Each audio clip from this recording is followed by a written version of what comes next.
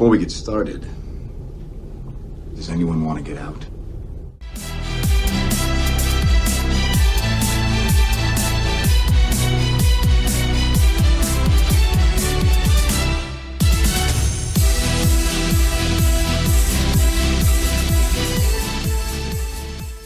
Welcome, Marvel fans, to episode 40 of Marvelcast, a Marvel Cinematic Universe podcast by fans for fans. Each week, we'll discuss the latest news regarding the MCU, followed by reviews and discussion of the latest released content in this ever-expanding multiverse. I'm your host, JG, and joined with me today is Steven. Steven, we're back. How are you doing? We are back. It's been, a couple months? I feel like we went on hiatus in September around the beginning of She-Hulk, and we've just had personal and family and life, and now we said we're going to start 2023 back in action with Marvelcast 40. What a great big, round number to start with again. How have you been? Oh, I'm doing well. It's been great. We've had so much great Marvel content, some pretty great content besides Marvel as well. We've talked a lot about Walking Dead. As you said, life does get busy, and we've always have said that between us that family, health, and all that always comes first, even above something that we absolutely love, this podcast being. But it's the new year, episode 40. We're in video. If you're watching on YouTube, we're going big. We're ready to start this off in a big way, and I'm pretty excited. What about you, Steven? Yeah, I think we're going to try some new things for the podcast. I think having that break to kind of brainstorm, and I feel like even though we had a break, you and I were still messaging almost daily about Marvel and about pop culture, just trying to, kind of think about brainstorming how we can make this show even better for our audience and get more engagement now that we're in the new year. You and I had the chance, we did get tickets to see Black Panther together, but again, with family issues, I had to miss out on my Thursday screening. So we did get the chance, though, to meet in real life, though, for Avatar and Avatar Way of Water in IMAX and Dolby. So that was great to finally meet my co-host and friend in person after a couple of years of just kind of podcasting together. So I'm glad we got to meet, and hopefully this year we'll get a chance to see at least one or two Marvel movies together again. Definitely, that is definitely something important to know. It's so unreal. I know it's hard to explain for some people, but in such a digital age, it is, I would say, relatively easy to make friends online, whether it be through gaming, whether it be through different fandoms or communities and such, and then to be able to meet that. And Steve and I are blessed in a way where we somehow live only about an hour away, and that can be very unusual when you do meet people online. And so, getting to meet you has been one of the highlights from last year. I can't wait for the Marvel. I know we're both going to be losing our minds. We're going to be those people. I do think many of our viewers are. I do want to also mention, because if you're watching this on YouTube, you're watching us on a different channel from 1138. We are still a part of that network, and we love all the guys with Star Wars Scanning Podcast and everything involved with that. We are just hoping that putting this on a separate channel could continue to grow, and it allows us to do more things, such as maybe, live streams, gaming, different things like that. It gives us those options. And so, any other final thoughts and anything, Steven, before we start this episode? No, I'm ready to get back to your regularly scheduled program like WandaVision. I'm ready to get back into the groove of things, and I'm excited to kind of revamp the show, and I hope the fans that have listened to us for the first 39 episodes are ready to jump back in with us and try out all we have in store for them this year. Definitely, I couldn't have said it any better. Now, this show is going to be a little bit not what we normally do. We normally would go through the news. We'll review if there's any new content. But this one, we're going to pretty much be talking about the main topic, which will just be reflecting back on the year that Marvel was last year. We'll be giving our reviews and thoughts on the stuff that we weren't able to share just quite yet, talk about it. Before we do that, though, it is time for, I think, one of Steven and I's favorite time of the years. And it's only even the second time, but it already just feels like such a wonderful tradition. And that is the Marvelcasties. Steven, the Marvelcasties, it's award season. I can smell the Oscars in the air. For us, it is time to give out some Marvel awards. How are you feeling? We've both been working on the ballot, and I know I have to give you credit. You did a lot of work with the images, and like you did last year. And I'm really excited to get this out to our audience. I'm going to be sharing it out with all of my friends as well, because the more participation we have, I think this is one of the easiest ways to get everyone involved that's listening and watching this, because we're going to run this ballot for a couple of weeks here, and JG's going to talk about that in a second. But really, there was just so many great movies, television shows, so many characters to choose from. I'm really gonna struggle, I think, to make a final decision on a few of these categories that we have lined up here. Do you want to tell them about some of the categories? Oh yes, we have a lot of the favorites from last year. We have your typical where we have the best film and the best TV series. Some of my favorites are kind of like the best duo though, because I don't think you kind of highlight that, but I think Marvel is in such a unique place where we see power couples, whether that be romantic or not. Last year for me, Katie and Sean from Shang-Chi were mine. I think that relationship was so key. We also have some fun categories that are specific to Marvel, which is the post-credits. It was quite a year for post-credits last year. What category are you really excited to see play out, Steven? I think I'm excited to see the post credits, but also I'm interested to see the 2023, like what we're looking forward to the most, because we do have a variety of movies and television that we're looking forward to seeing over the next 12 months, and I'm really curious what our fans are interested to see. But I'm also interested to see what we did last year, JG, and we're going to do this year. He and I are both going to be, completing the ballot privately, of course, and writing down our answers so we can talk about them later this month when we do the big reveal show. And I'm curious to see how often you and I will overlap. I know usually we're kind of in sync when it comes to our thoughts about these products, but which ones will be our favorites? And I think we'll have a couple overlaps, but I think they'll have a couple that are going to be a little bit different too. And then I want to see how you and I compare to the general public as well. And hopefully, again, the more we get, I just hope we get a big amount of people. Didn't we have like 50 or 60 last year that participated? Yeah, we were just under 50. So I think this year, I think we could get to over 75. I think this year we can go bigger and really have a wide array of votes. I'm really curious to see how it's going to shape up because we were coming off the heels of Spider-Man No Way Home, one of the biggest movies of the year, one of the biggest movies of the decade, one of the biggest movies of the franchise, and it took home a lot of awards. And while I think there are some very exceptional films, I don't think that they're in the same way in categories that that film was. And so I don't think we're going to have a film that takes home 3, 4 awards. I'd be very surprised. Not just that, but we always have to think about that recency effect. Like Spider-Man had come out 2 weeks before we put the ballot out, or maybe right around the same time we put the ballot out. Yeah. And so with this, Wakanda Forever being the most recent film, and I guess the most recent product besides the holiday special, we really, I think Black Panther Wakanda Forever will take a few wins home, but not as many as Spider-Man. I think that one just like hit on all cylinders. And Wakanda, again, we'll talk about it today, but I think, I think it's going to be a mixed bag of where we're going to get a variety of different results, I think, from different TV shows and movies from last year. I agree. Now, some important information to know about the Marvelcast series. When you're listening, the voting is open as long as you're listening January of 2023. If you're listening in the future, well, then you can watch the award show already. For those who are voting now, though, the voting is going to be open. It is going to be open until the 15th. The 15th will be the last day. That is a Sunday, so a little over 7 days. And then it will be officially closed on the 16th. We record on Thursdays. We will record the show on Thursday the 19th, and the award show will be live and up on the YouTube and on podcast feeds on the 20th, where we'll be handing out all of the awards, and it is going to be a great time. I cannot wait. It was definitely a highlight. It's something that a lot of friends who don't necessarily listen to the podcast all the time, they tuned in, and it was a really good time. And so, any other final thoughts on the Marvelcast, Steven? No, it's like I said, it's become now an annual tradition for us as we head into our second year of doing this podcast, and so I'm excited to kind of see how we're going to keep growing it and maybe making it even bigger of an event. And if we spread it online, maybe it'll keep growing each year. That's my hope. That will be very exciting indeed. The link to the ballot is going to be in the description of the YouTube episode, the description of the podcast episode, also on the Twitter and on the Facebook, wherever you find us on socials, even on TikTok. Going to try to get that up going on with everything else as well.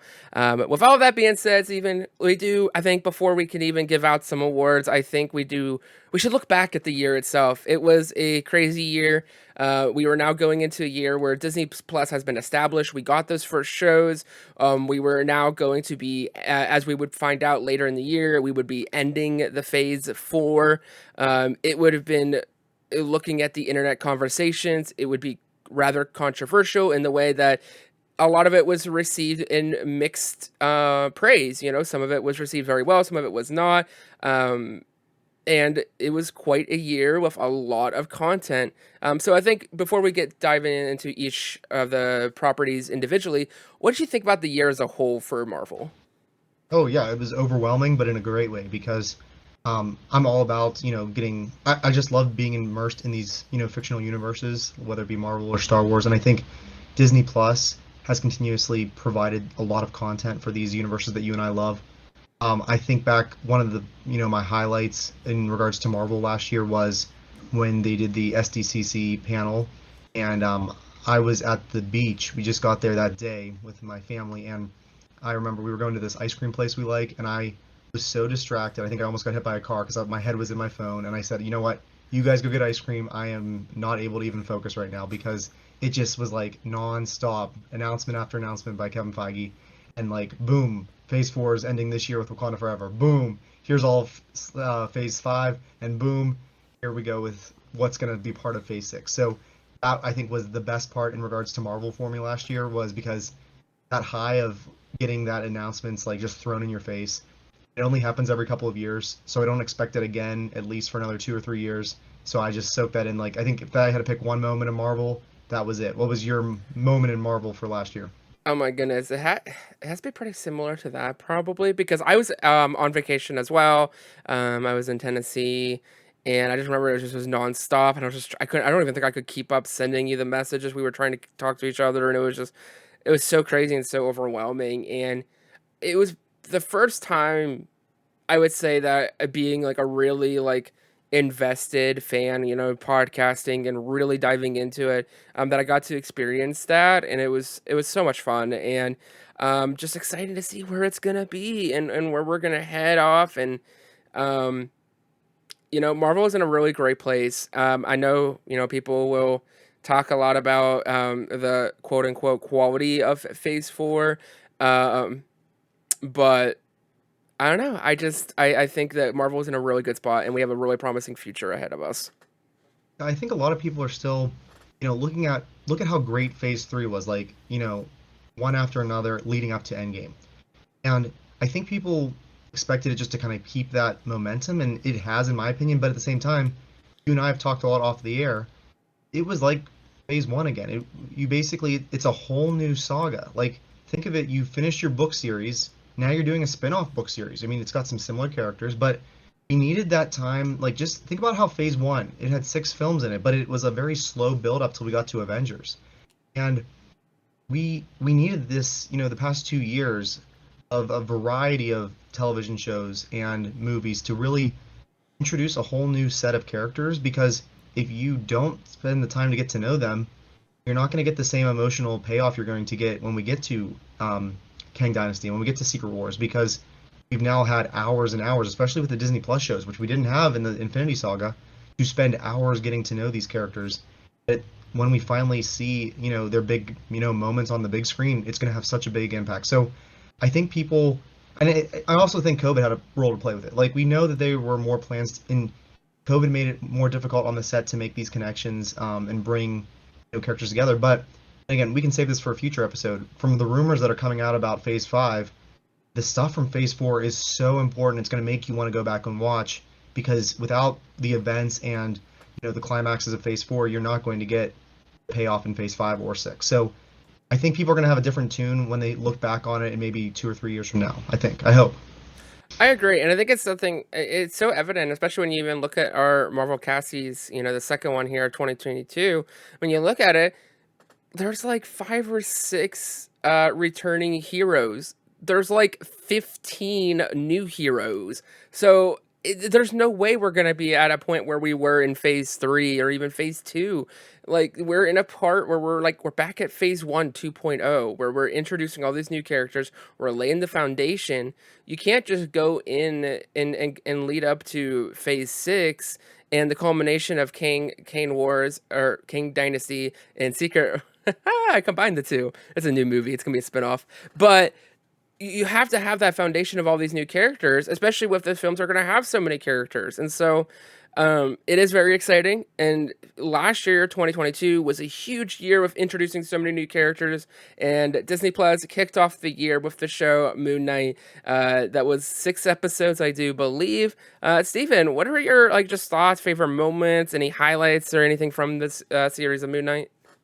Yeah, I was so excited because I think Moon Knight was the very first Disney Plus show that was based on new IP, where all the 2021 shows had been based on Avengers or other similar characters. So like I was super pumped for that because like I said before, I don't want to just spend time with, the 25, 30 characters we already had. I want to get to know and build up this roster and make it more like the Marvel comics where you have hundreds and sorry, to get off my soapbox real quick, but when all of this is done, whenever this story eventually comes to an end, which I hope it doesn't for a very long time, we are going to have hundreds, if not upwards close to 1,000 characters and side characters and small characters, and it's such a lush universe, and you don't get that. Like, I can't think of any other universe besides maybe Star Wars where you're gonna have that many characters, and even then, not to this extent either. But I was so excited to get to know a new character. I love teaching Egyptian history, so getting the Egyptian pantheon in there with Torit, with yeah, all the gods playing into it, and like the whole Mark Grant, Stephen, like there was just so many, mysteries. Like each week, it left you like wondering what's real. It's like making you question everything, and even by the end, we didn't. I feel like we still have a lot that needs to be addressed, and without an official season 2 announced yet, I really liked it. I mean, it feels like it was so long ago, but I mean, it was not even a year ago at this point, right? Yeah, it was, I believe, coming out in like March. I do February, March Yeah. approximately, which is crazy to think. Moon Knight's an interesting show where I was going in pretty excited, pretty optimistic, and I left pretty satisfied. It was definitely it really stood on its own, and that's what they wanted to do. And it definitely it's hard because I go into it and I'm like, oh my gosh, this was so awesome. But then as we're gonna talk about in the rest of the year, I found myself enjoying other things more. And I don't think that's to take away the quality of the show, the quality of the acting, the characters themselves. My goodness, I love the fact that we were able to get a hero out of Layla. Like that was, I think, one of the biggest surprises of that whole show, more than anything. And I was so excited. And I just hope that if they're going to put the effort into doing that, then it's going to have payoff later, and we're going to see her again in some capacity. Because I think that's what makes Marvel so cool is that, like you were talking about with the characters, is that there are so many characters, and they're characters that, when you get told these stories, you're like, okay, well, they're not the main character, but then a story, a movie, a show, or even now a special, they can be the star of that story. And so just having that possibility is just so exciting, especially for a character who you would like at first, probably in the first 3, 4 episodes, you're not thinking too much about. But now all of a sudden you're like, hold on a second here. It's pretty exciting. Yeah, I think definitely like that. The whole remember the ending whenever Khonshu like rotated the planet and like the stars. Like I wish we could have seen that in another property this year and like how it would have Mm, connected. Because I sound like a hypocrite saying it, but I do. The one negative thing was I wish it would have connected a little bit more. Like there were maybe mhm. 2 or 3 Easter eggs to the whole MCU, which I get they want to introduce it standalone so that way next time we see him with these characters it'll have a bigger impact. I get that. Um, but yeah, Layla was a great character. Her mystery. Um, I know it ended with that post credit about Jake Lockley, right? And Harrow in the Yep. limousine or whatever. Um, do you think will we see? Could Moon Knight, Mark Spector, Stephen Grant, yada yada, could they show up somewhere else this year? Do you think, or do you need a Moon Knight season 2 first to pick up where that post credit left off?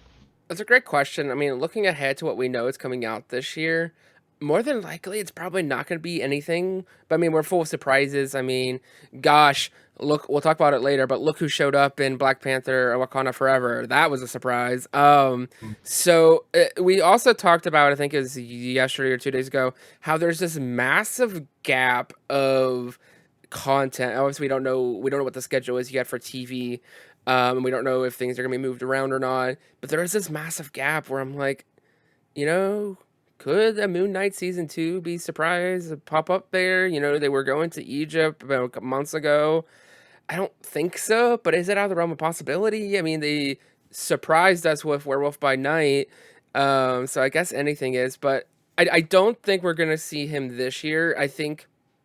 out of everything we know that's officially released, probably Blade is the next thing could potentially see him. Yeah, unless they surprise us with another holiday or Halloween special, perhaps he Yeah. might cameo there. But yeah, I think if we wait till 2024, it'll build up more suspense for him because he'll be back at some point. I don't see him disappearing forever. That would not make sense. You don't introduce a character in his own series for that. I don't think. No, Oscar Isaac really likes the character too, so Yeah. we're not done with him in any capacity. All right, let's leave 616 universe and we're gonna jump now to the Sony Spider-Man character universe, whatever it's called nowadays, which I'm hopeful is gonna be better this year. But anyhow, Morbius is our next film that came out, I think around February, March too, around there. April, yeah. April. Oops. But remember, you saw it early. Did you go in theaters and see it? Opening night. Oh, that's right. And I held off on it because that was right around the time my son was born, and so I ended up not seeing it then until months later when it went on sale on Vudu because the completionist in me, even though whatever Rotten Tomato score it has, needs to have all of them because they're not on Disney Plus. So let's talk Morbius and Mr. Opening Night. What'd you think about Morbius? Oh my gosh, I was thinking how I really should have done some homework, and I think that's great. Like we're giving y'all some time, y'all. Like take the time, don't rush the ballot, and maybe rewatch things because I think this is maybe one that I need to rewatch. As I was doing research for the ballot, I was like, oh, there's things that I don't remember. Yeah, Morbius is an interesting film. I'm not generally a pessimistic person. I tend to try to find the good in most things, even in the bad. It's really hard to find good in Morbius, because I just don't remember it. Like, I mean, it became a meme. It became quite a phenomenon to the fact that they put it back in theaters and it flopped because no one's gonna go see that movie. But like, I mean, I don't know what else to say. It's kind of a shame that Matt Smith was in a Marvel property and it ended up being this. He was good from what I can remember. I don't think we're done with Morbius, but I don't think we're getting another I don't think we're getting a green light for Morbius 2. No, I think he'll show up somewhere else. Have you watched it again since theaters? No. I watched it once, like I said, when it became on sale, and yeah, I don't remember much of it. I remember the vague elements of the plot. I remember, of course, the post-credit, which we can talk about briefly too, because that's, I think, where it's going to set up some things that don't make sense. But yeah, and again, Matt Smith could obviously pop up elsewhere in the multiverse. We see a lot of these actors that have played different roles in the multiverse, so I hope he does again. But yeah, it was an odd film. My earliest memory of Morbius though was probably like maybe 5, 6 years ago, when Marvel and Funko put out those collector core boxes, like the Star Wars one behind you there with Luke on his speeder, and I got those for a while until I canceled my subscription. But I remember one year I got like a Morbius Funko Pop, and I'm like, who is this guy? And it was like when I was first starting to get into, the comics and stuff, and I had to look him up, and I'm like, okay. And then I heard the movie, and I just never got around to it. But I'm glad I did see it.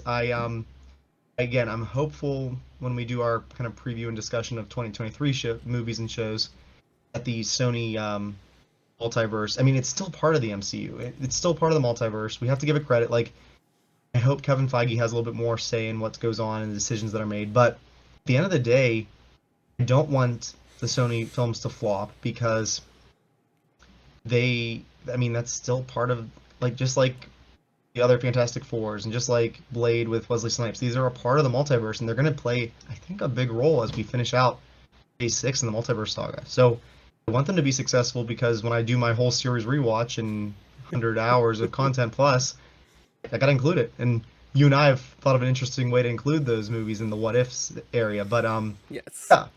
Let's talk real quick about the post-credit scenes because that's where we're kind of going. Even though, so Doctor Strange put out a spell that everyone forgets who Peter Parker is, and one of the side effects of the said spell is Adrian Toomes doesn't seem to forget who Peter Parker is, but ends up in a different universe, in the Venom Morbius universe.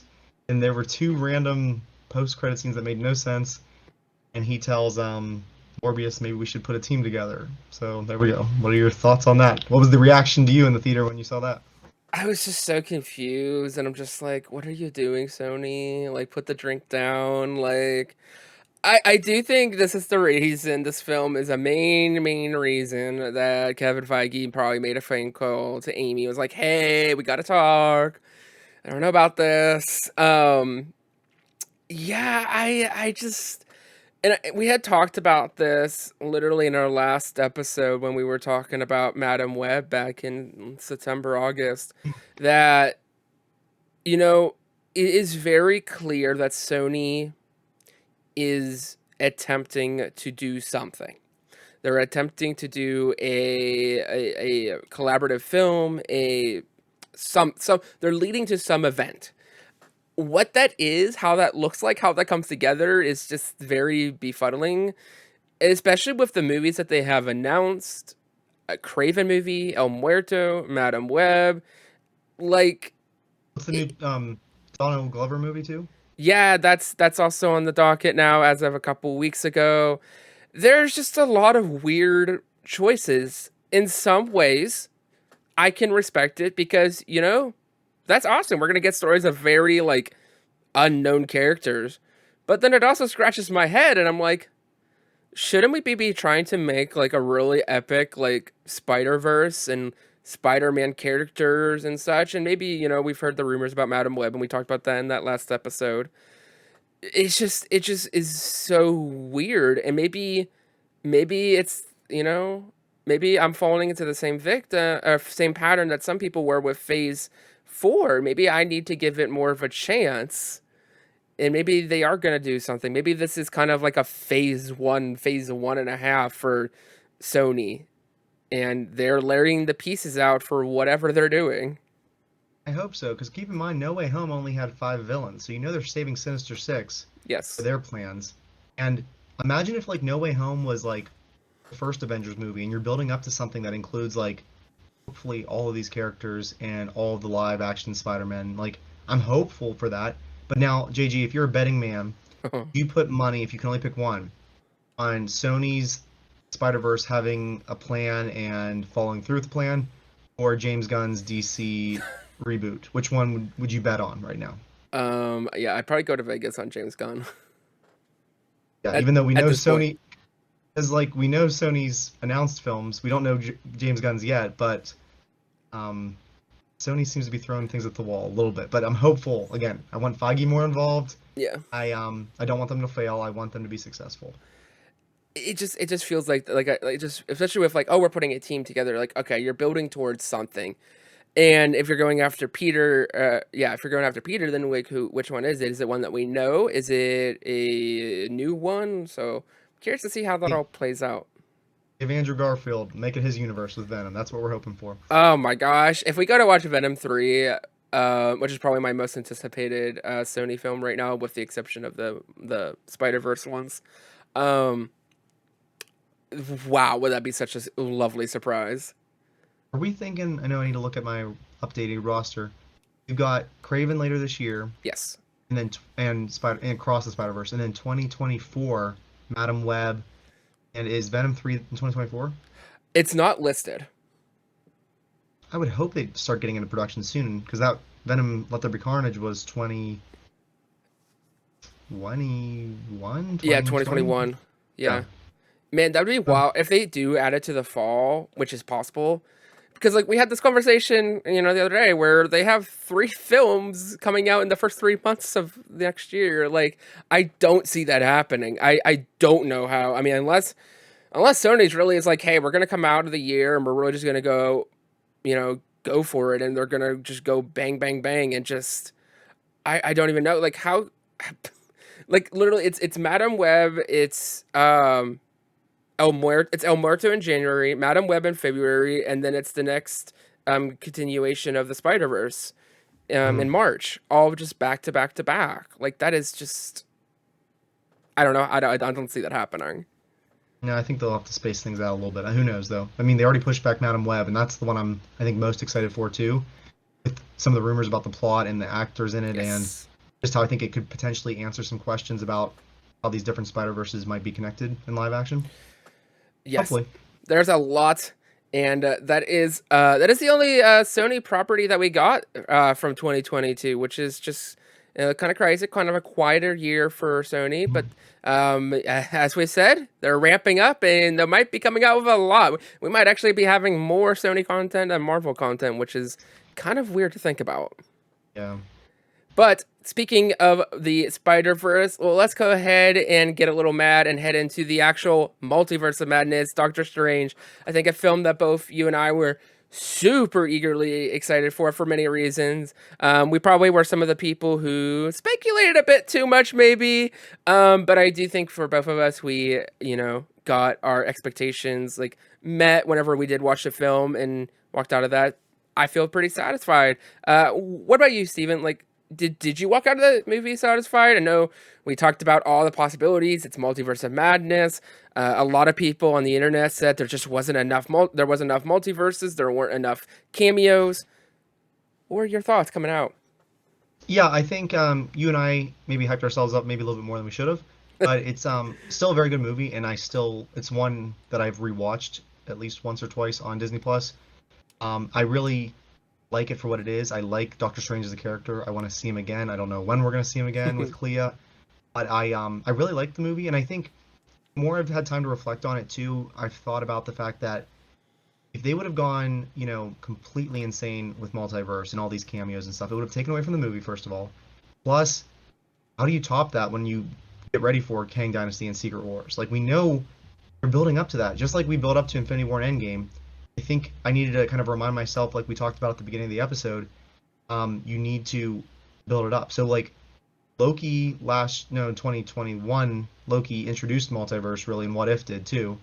And so we've got to get the sampling there, and then Multiverse of Madness like blew it up a little bit more on the big screen, of course. And we're gonna get Loki this year. Like, it's all these little ingredients that are kind of adding onto it. That by the time we finally get to, the multiverse, war, whatever it ends up looking like, it's gonna be really awesome. And I think it's gonna make us go back and look at Doctor Strange Multiverse of Madness as a really great introduction, because now a lot of the characters, or at least a handful of them in the 616 universe, are aware of this, and they can now share it with other Avengers when they do reunite, as soon as that is. Yeah, it's just, for me, it's a fun film, which is, I guess, kind of weird. But as a horror lover, it's a very fun film. It screams at Sam Raimi. It is just deliciously campy horror, just a little bit of scary, but not too scary. I love the connections to WandaVision. It is in my opinion, a direct sequel to WandaVision. I would almost consider that a must watch, even though they do give you a little bit of a summary in the beginning. Um, I just think this film just goes for it. It takes risks. And I think, you know, we really hyped ourselves up. We heard about all the rumors, the leaks, cameos galore, etc. I do think we were still quite surprised with what we did end up getting. And I do think that they take risks, and I think it pays off for most people. It could be a little jarring for others. And I am excited to see where it leads us, where it leaves Wanda. She's not dead, I'll tell you that right now. Um, I'm excited to see, where Clea and Doctor Strange are going to end up. I think that's a huge catalyst if they're going to be dealing with incursions, like she said. That's a huge catalyst for the ending of Phase 6, in my opinion. And so I think this film is going to be looked back at as a very core film, kind of like maybe what the first Captain America was whenever it was in Phase 1. Yeah, I definitely think one of the probably the most memorable scenes for me was the Illuminati scene, just because we knew they were coming. We didn't know who all was going to make up the roster, but and I'm so glad that they did try to keep it as tight vested as they could on some of the cameos, because it made the reaction in the theater a little bit better. I know I sent you right after we saw the movie. I've had the privilege of meeting two of the Illuminati, John Krasinski and Anson Mount, who plays Black Bolt. So I was super excited. I wonder when we might see these variants again, or variants of these characters that have now been killed by Wanda. Do you think, all right, you're back in Vegas, JG? Okay. John Krasinski still in the running for Mr. Fantastic? Because it says the rumors are they're still casting, which is making me hard to believe that they're still casting, but hopefully they're taking their time with it. If they're still casting, does that mean they're casting 3 of the 4 characters, or they're casting all 4 of them? Well, it's not going to be Krasinski. I'll tell you that right now. There is a 0% chance he is coming back. Why is that? A 0. Because it was fan casting. It was a special gift to the fans who have been wanting this for so long. Yes, he is a variant. Yes, he can show up in 616. He's not, guys. He'll not. You might see him again for, down the road for a variant for Secret Wars and all that good time. But no, he's not it. And I think they have their cast. I think they probably signed them, finished it up around November. I think they're finishing up production and they're going to be filming in the next year. Okay, that makes sense. Yeah. Yeah, the Illuminati scene was awesome. Like seeing Patrick Stewart back, hearing that, which we've heard now twice this year. Twice, yes. But we didn't hear it for our third mutant of the year, did we? We did not. Namor. Okay. Post-credit scene introducing Clea was interesting, kind of setting up his third adventure, which hasn't been announced yet. Was not announced at SDCC. Do you think we see a Doctor Strange movie before we see the next two Avengers movies, or in between them, or when do we see Doctor Strange again? What do you think? Yeah. Regardless, we see whatever that adventure is before the final films of this saga. I don't know if that is a sequel. I don't know if that's a special. I don't know if that's in another film, but I do think, like I had said, I think that incursion is going to set up what is to come in King Dynasty, what is to come in Secret War, and all the multiverse shenanigans. Like, that is going to be the multiverse of madness. Like, that is where we're going to be like, holy crap, this is all hell is breaking loose. There are variants everywhere. Like they're going to have. I wonder if maybe they're going to go to try to fix something and then they're not going to be able to, and that's going to like cause the ramifications. Maybe whatever they're trying to stop is also as a result of Kang. Maybe like there's a lot of small pieces here that are coming together that we're going to see payoff. I think also, speaking of this post-credit scene, I think it was just a surprise to see Clea herself. I had not a clue who she was. I was just like, what on earth? I'll never forget, which I think is kind of fun about the post-credit scenes, because I think this is for a lot of people, where you'll see the scene and you're waiting to see if there's anything else as the credits start rolling, especially if it's the first one. And then you just type in, like, what is this character from this post-credit scene? And you're just like, oh, and you start reading, like, the Marvel Wikipedia, and you're like, oh my gosh, and you just see all the connections, and you're like, they know what they're doing. Oh yeah, I mean, for everyone that said anything bad about Phase 4 not being connected, like you said, these are all little pieces of the puzzle that are slowly coming together. And when we sit back and look at the whole saga in 2 or 3 years from now, it's going to look like a complete picture at that point, for sure. The only thing I wanted to say about the Multiverse Madness, what was it? Oh, back to when he might appear again. Like, he could end up being kind of like Captain Marvel was in between Infinity War and Endgame, and being like popping up when everything's kind of gone by the wayside and he has to then fix the pieces. Because remember, Feige said right before his movie came out, he's kind of like taking on the leadership, like Tony Stark role. I don't think he's going to lead the Avengers. I think that's going to be more Sam Wilson or someone else maybe, but I think he is going to be like the mentor. Like, I mean, we've lost some of our OG Avengers, and Doctor Strange is going to be kind of like that linchpin between Infinity Saga and Multiverse Saga, for sure. I do agree. It's going to be interesting and exciting to see how it all plays out, especially with Strange, because I do think Strange being one of the final key players of the main original saga, he is going to be sought out for leadership in many ways. Anything else on that before we move on to our next show? Oh no, I'm ready for the next one. I had a feeling you were. I teased it a little bit with our Mutant song, but yes. We are heading now into Miss Marvel, which I think premiered around June or July this year, and it was a lot of fun. From episode 1 on, I know it's one of your favorites, so JG, start us off. What stood out to you about Miss Marvel Comic-Con? Oh my gosh. Yeah, this show is probably one of the biggest surprises in media that I've ever watched. I always will remember us talking about going into this, because we do have that positive mindset. We always go in with a very, we're going to constructively critique it, but we know we're going to go into, especially knowing with it, like we were hearing about, the rating was going to be younger, it's going to be more accessible to younger viewers. Maybe this is more geared to, like, maybe not even like us being guys. Like maybe this is gonna be more specifically for young teenage, girls even. And so, we had all that going in. Of course we're gonna watch it. We're Marvel fans. We do a podcast. Like, yeah, we want to get all the story. And I will never forget watching that first episode, which is even crazy. Like it's making my eyes well a little bit, which is wild to think. Just watching that and watching her and her family and her and Bruno, her and Nakia, just all these characters and how they were able to in that first episode really capture us with the unique cinematography and how they did like the texting on the screen, the vivid colors, the different culture, the fact that we're able to see this family with a religion that was just not super dominant in America. It was just so eye-opening and shocking how endearing and how well made this was, to the point where it still amazes me that there are people, like people I would consider diehard Marvel fans, who have not watched this because of the fact that it's geared for younger audiences.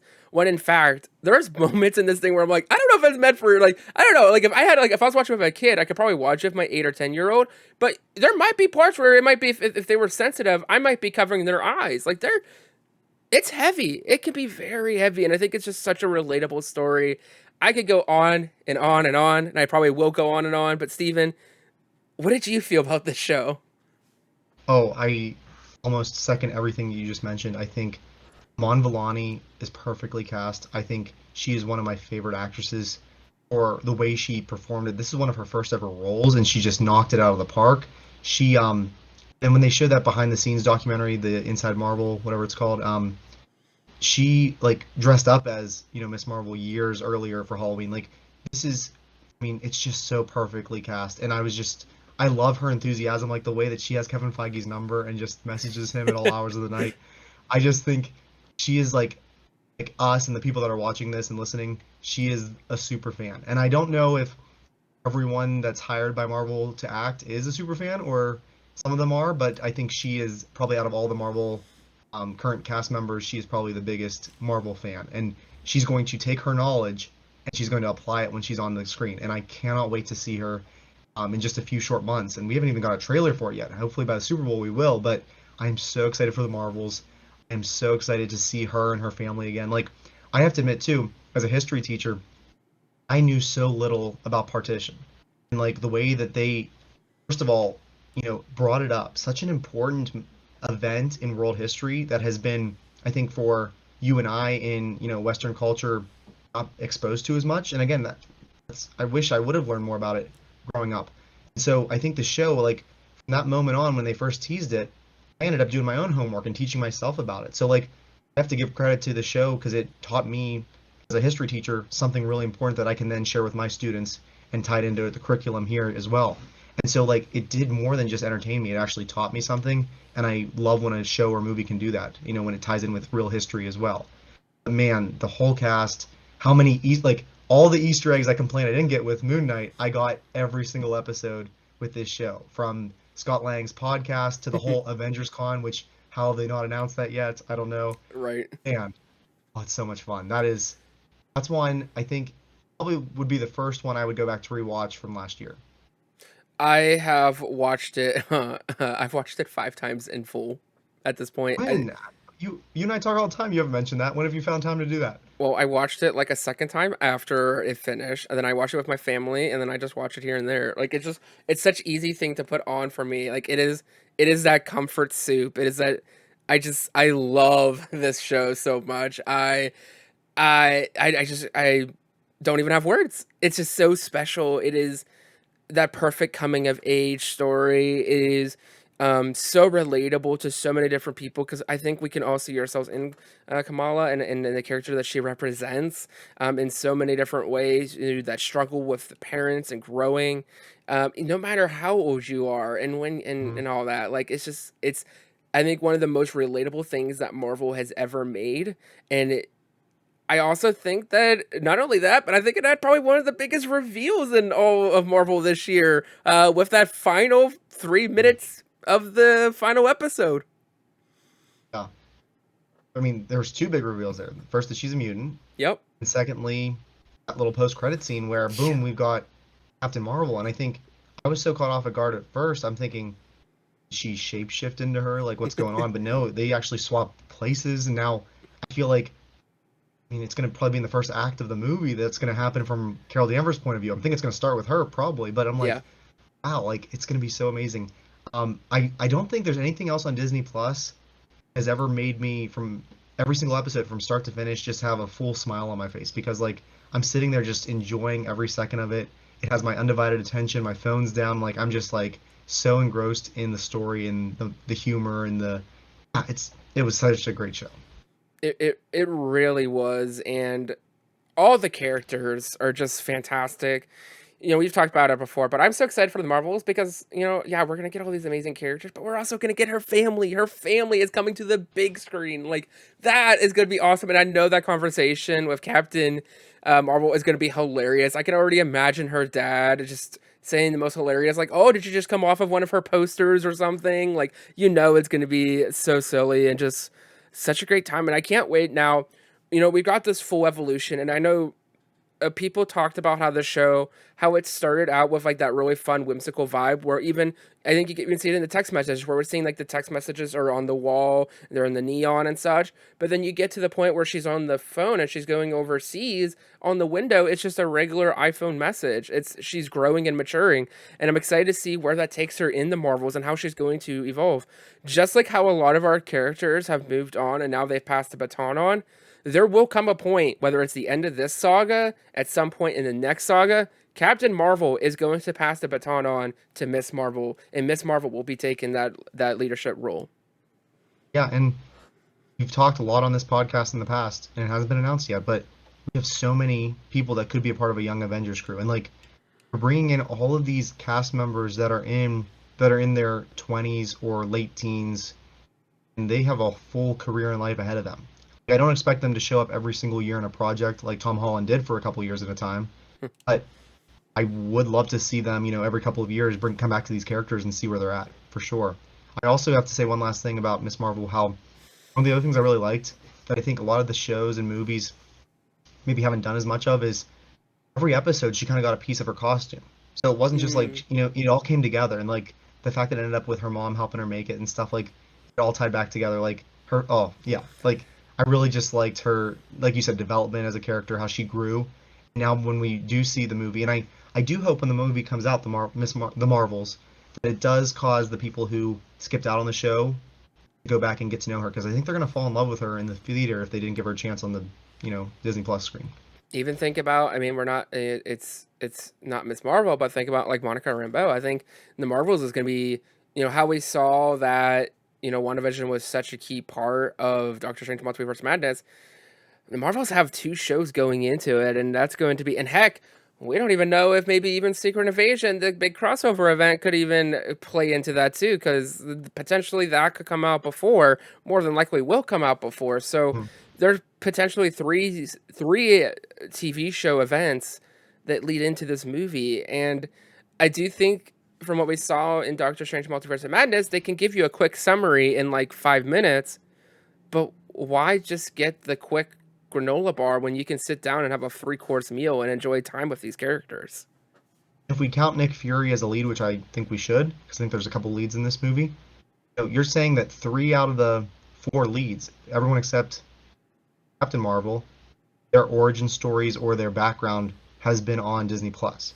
And so, like you said, if you're not getting that, you're going to be kind of left in the dust a little bit because you now have the vast majority of your main characters, besides Captain Marvel, who have had huge character growth and huge developments that you've missed out on if you skip out on those shows. So I hope even if you do miss out on them, go back and watch them after the movie. That way, think of it like a prequel, I guess.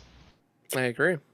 Mhm. We went from that super lovable story, something that really shocked all of us, to another film that shocked us, but maybe in different ways. Probably what I think we could probably both agree is one of the most split received project of the year, Thor: Love and Thunder, a film that I think a lot of people really dug and really enjoyed, and a lot of people kind of want to look the other way. It's a film that is full of love and literal love and heartbreak and so much comedy, but then it also, like I said, has so much action and comedy and really over the top comedy to the point where I Mhm. think some people would say that it takes Ragnarok and goes another 10 levels up. Steven, where do you fall on the spectrum? I think this is one of the films that we really haven't talked too much about. So from this point on, it's going to be really interesting to see where these conversations go. But Thor: Love and Thunder, how'd you feel about this one? Yeah, going into it, I was very excited because I loved Ragnarok and I still do. I was hoping for this to be like Ragnarok 2.0, and maybe it was, but on the way I wanted it to be. I think if I had to pick one project that I was maybe the most disappointed in, even though I still try to find the good in everything, it would have probably been Love and Thunder. It has moments in it that I love, but I think I left with a little bit of a bad taste in my mouth, and something I never do. Like, I have a couple of, friends that have small kids and they have a hard time getting out to the movie theater, and so usually I tell them, oh, you got to go see this in theaters. This was one that I said you could probably wait till Disney Plus, and I usually don't say Mm. that. So like just thinking about that bothers me a little bit. But like when I think about the highlights though, I have to say like seeing Jane Foster back and seeing her as a character as Mighty Thor, great. I really liked God Butcher. What was his name? Gore. Thor. I liked his character and I want to see more of him. And like I think my favorite scenes out with like when Valkyrie and Mighty Thor and Thor were fighting him on that like black and white, dimension. I wanted more of that, I guess. Mm, the humor didn't always hit with me the way it maybe should have, but I need to rewatch it. This is one that I did not rewatch. I think I need. It's probably going to be similar to the Eternals. I didn't love the Eternals as much as I wanted to the first time I watched it, but I've watched it two other times since, and I've really grown on it. It's grown on me. And I think this will do the same thing, maybe not to the same extent as the Eternals. Have you rewatched Love and Thunder, or where do you stand again? Remind me. Yeah, so I actually have been thinking about recently where I was like, I need to put this movie on again. I need to rewatch it because I haven't seen it since. I've only seen it once in theaters, and it's a weird film where I don't even to this day. It's still hard to kind of place where I feel because I really don't hate this movie. I don't even dislike this movie. I don't really have anything too negative to say about this movie. I didn't walk out super satisfied like I have felt with other projects though. I will say that I laughed a ton. My friend and I, we laughed a lot. We kept hitting each other. We were probably those obnoxious people where you're like, shut up. But yeah, I definitely had fun with the comedy. Comedy worked for me. The tragedy element, it felt like a great 80s love ballad. It was an 80s rock song, and um, I will take anything with more Jane in it, and that whole story and that whole evolution. It just there it's hard to explain because I still don't even, which is the reason why I really wanted to watch it again, is that I don't fully know where I land on it.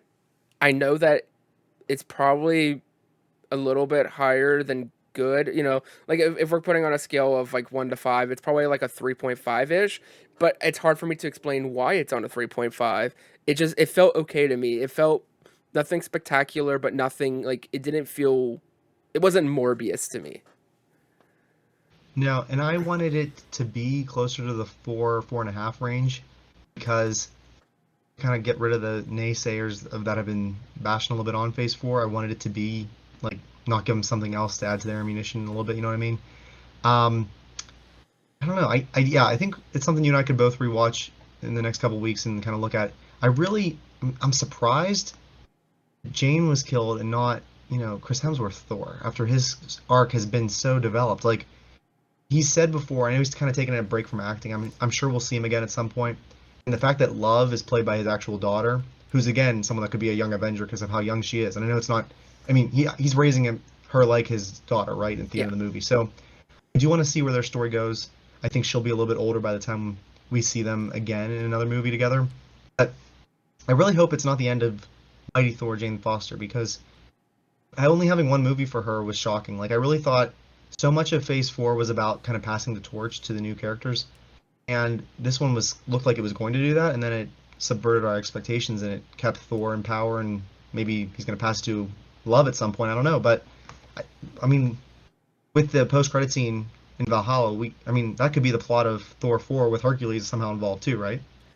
Yeah, I think they're Or not 5, done. I guess. Yeah, I don't think they're done with Mighty Thor yet. If she's not done with Mighty Thor, I think that's probably one of the most genius post credit scenes we got, and probably the one of the most clever because in one side of the coin, it gives us the ending. It gives us a happy, satisfying ending. She's gone through the fight. She's picked up the hammer, but she now has that happy ending. She's in Valhalla, but there is stories that have been told that she, could make her way back into, out of Valhalla, back into Earth, back into the living realm, and maybe this whole thing with Hercules and Thor is raising love and all that happens, and maybe Hercules kills Thor or something.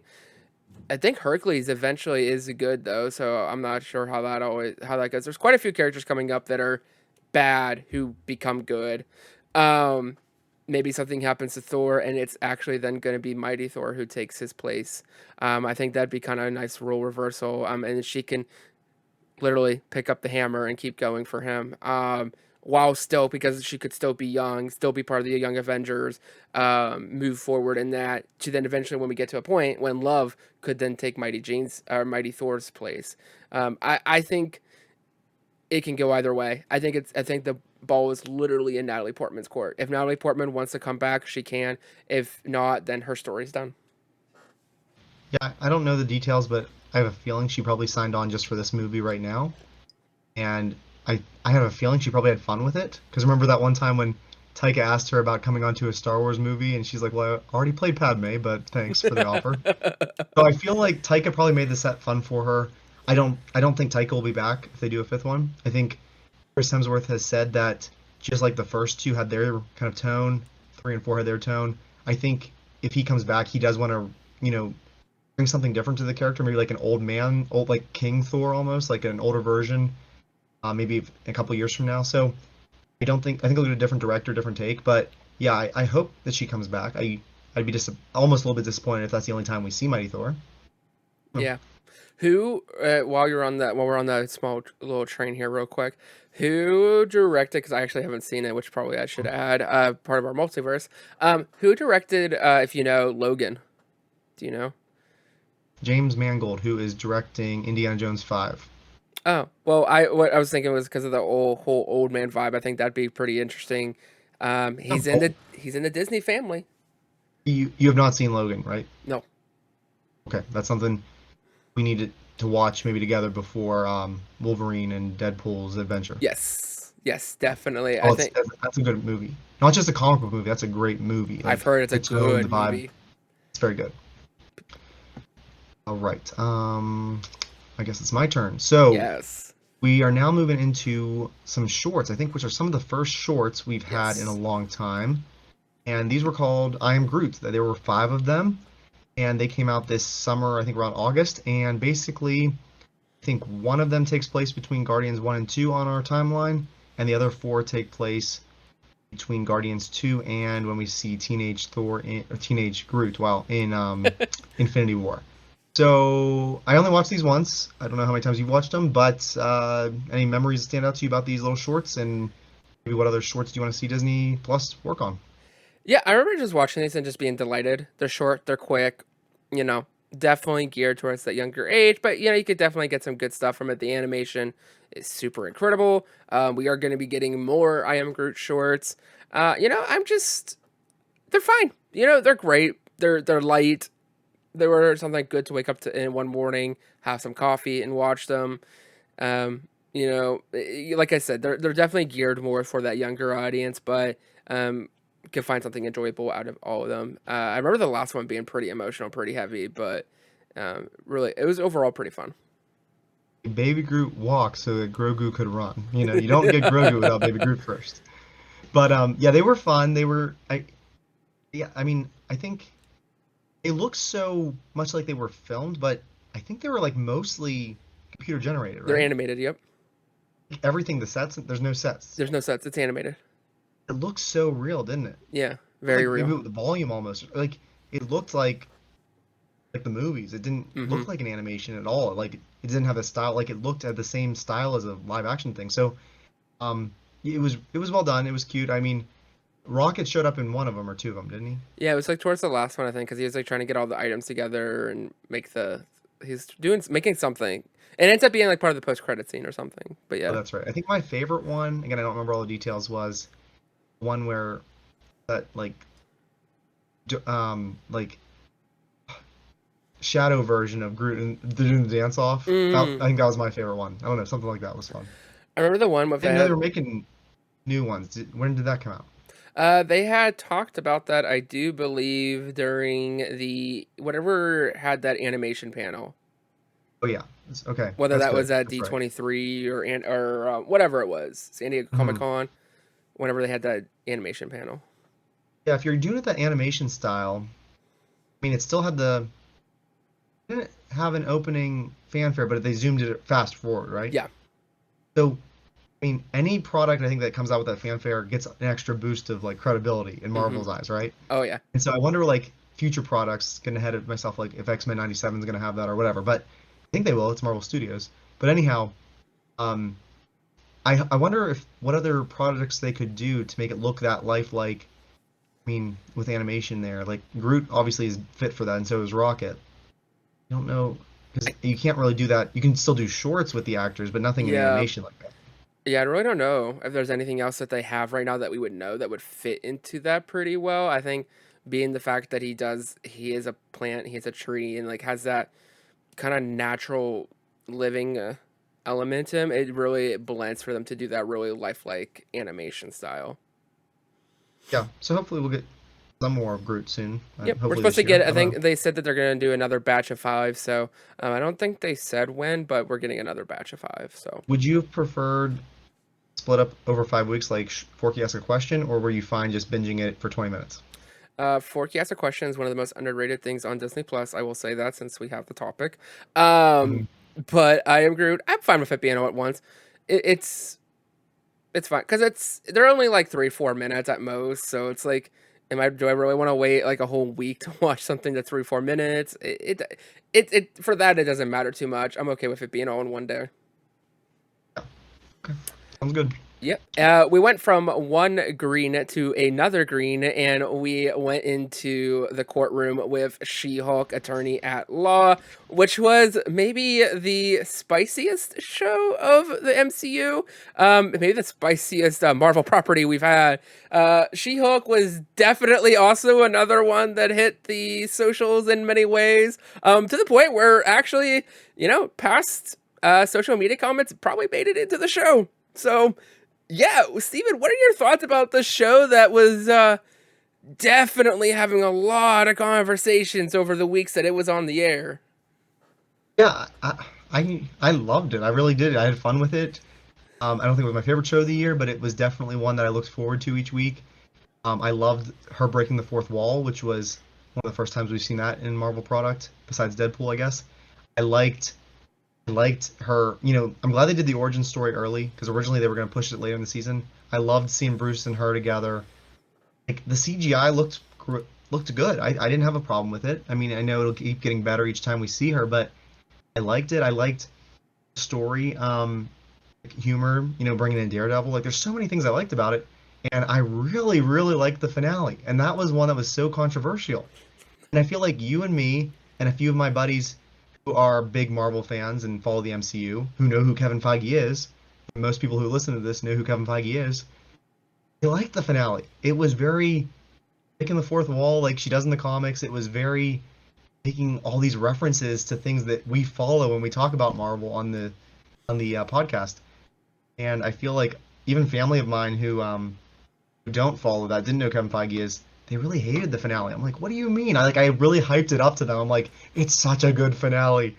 So yeah, I think it was a surprise hit, and I want to see her again soon. I want to see Daredevil again soon. I want to see all the characters again soon. It was fun. What did you think about it? Steven, I'm surprised you haven't told me the best thing that came out of the MCU this year. Madison.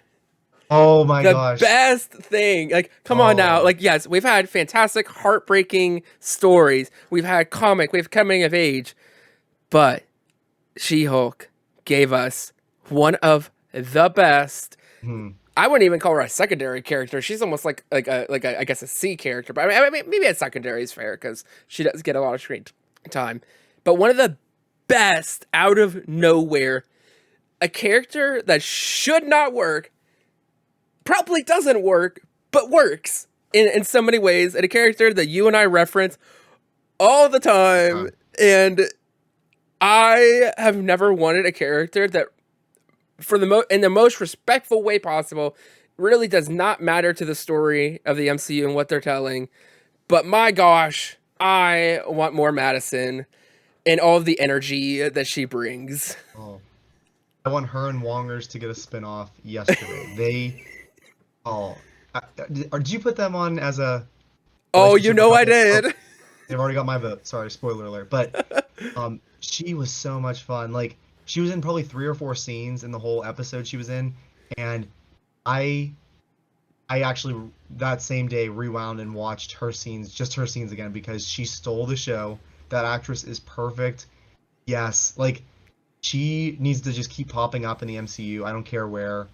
I It would be such a disservice if we never see her again because she stole the show. And I think when I looked on social media that week, she was definitely a positive vibe on there, right?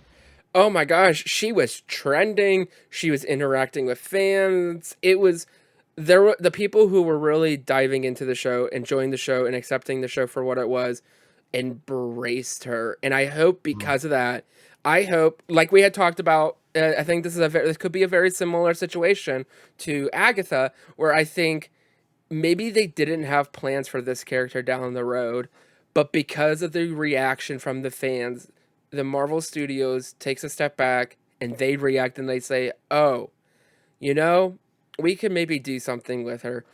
She like she is a perfect character for a special. Give me, next year, like let's maybe not do Guardians. Let them have a break because we could talk about what they teased there with that. Maybe, but let's do Wongers and Madison take a trip to like New York City. We got the West Coast or this year or Mhm. last year. Let's go to the East Coast and let's do Wongers and Madison in New York City. Maybe they're trying to visit like all the famous stops of a show that takes place in New York City. Like again, this character should not work, and I don't know, it just makes me smile so much. It's just so much fun, and I think that's what the show really shines in so many ways is that it has fun.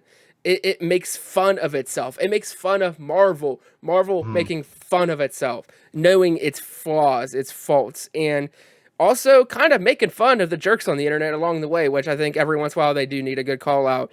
I think the show was billed as a comedy, and it was a comedy all the way from start to finish.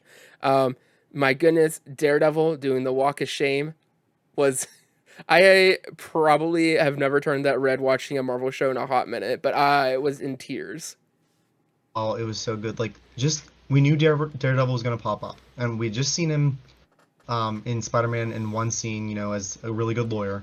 And so I was waiting and waiting, and they kind of kept pushing it back. And it was towards the end of the season when he shows up. Man, his episode against whatever Leapfrog or whoever it Yeah.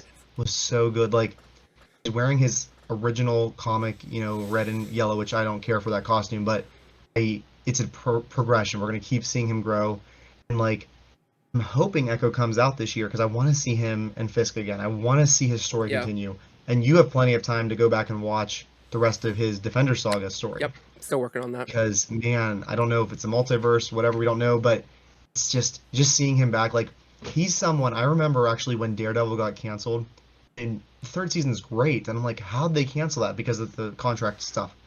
And I remember like he was such an actor that like I think took it personally and like, but didn't like make a big deal about it. But then when there was that fandom that kept, it was the Save Daredevil campaign, and they kept pushing online, and man, did it work out for him and hopefully more of the actors as well. I cannot wait to see him again. And yeah, that was a great episode and just a great reintroduction to his character for sure. Yeah, and we like this show also along with the wonderful Madison and even Daredevil. We also got incredible characters like Pug and also her friend. I can't even think of her friend. I can't think of it right now. It's escaping my mind. But yes, her friend, her bestie, Nikki. Nikki? Nikki, yep. Yes, came to me finally. We got These Titania. Oh my gosh, she's out there. She's crazy. I think Titania is done. I don't think we will see Titania anymore in the future. I'd be surprised if we did.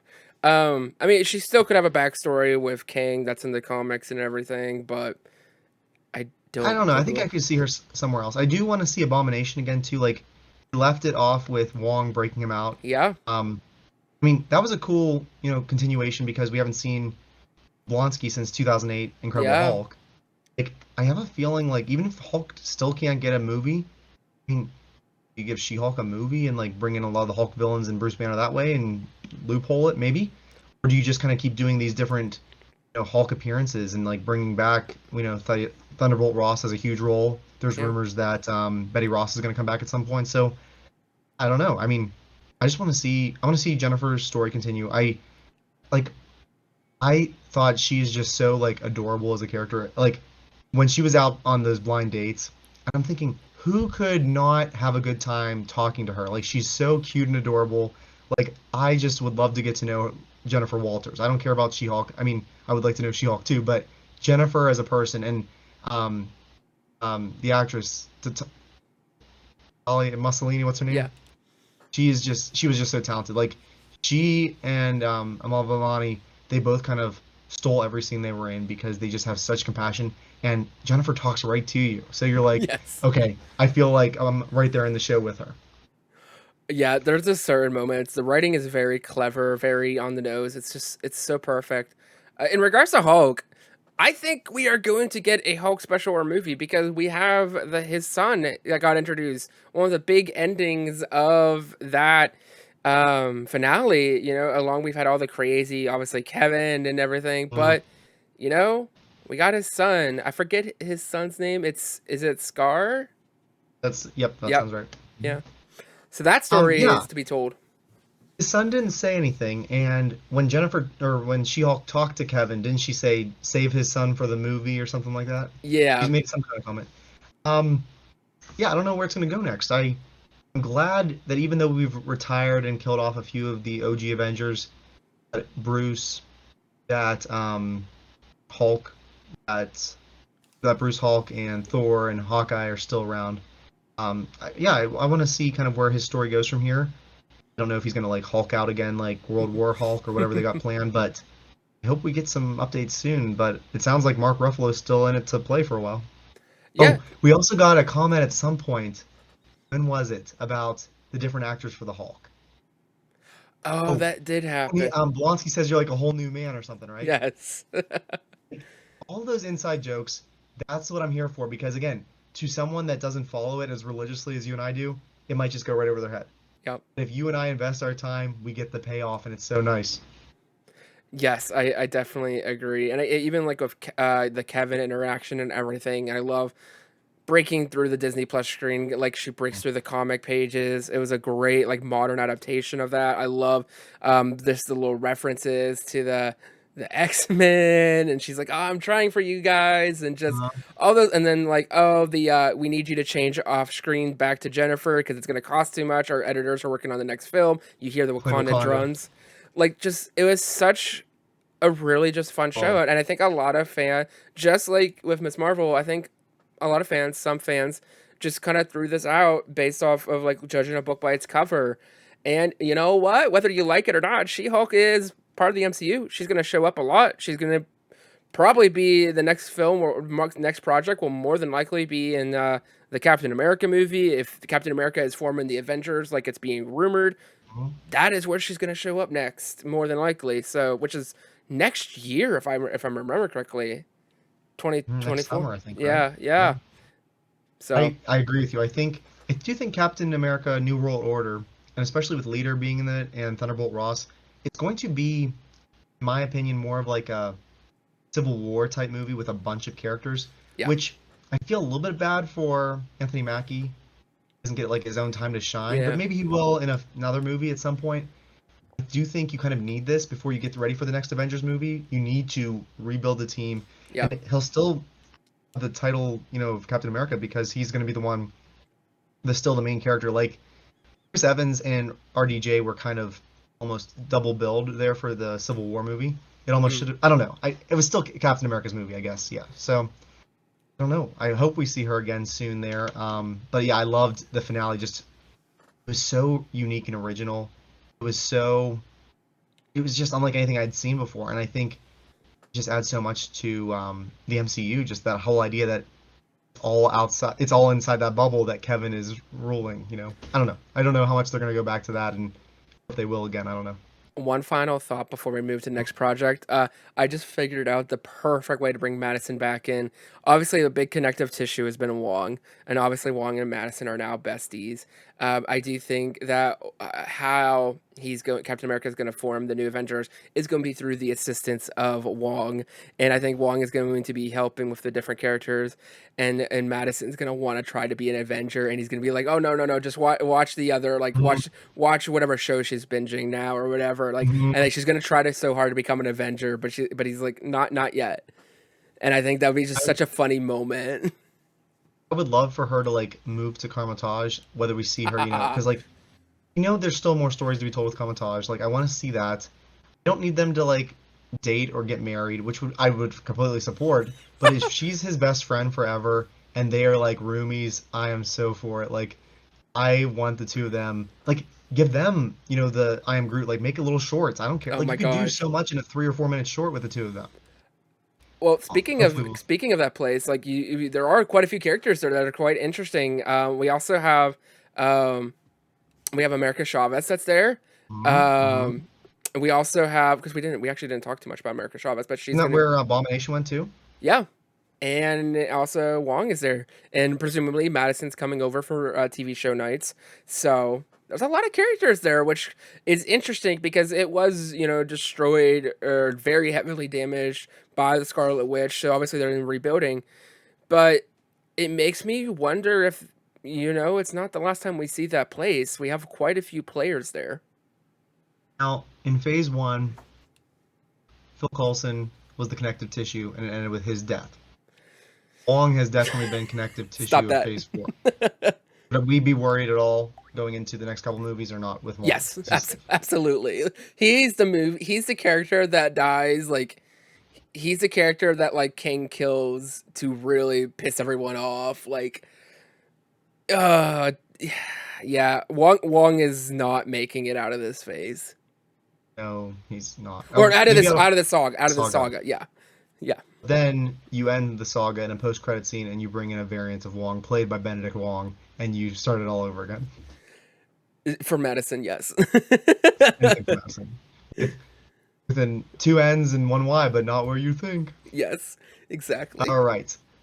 So, kind of switching gears then to something very unique and original. I think Marvel's worst kept secret, because we have been talking about it for over a year now, Yes. was Michael Giacchino's directorial debut for a short film in Werewolf by Night, the very first, and not the last, of Marvel's special presentations.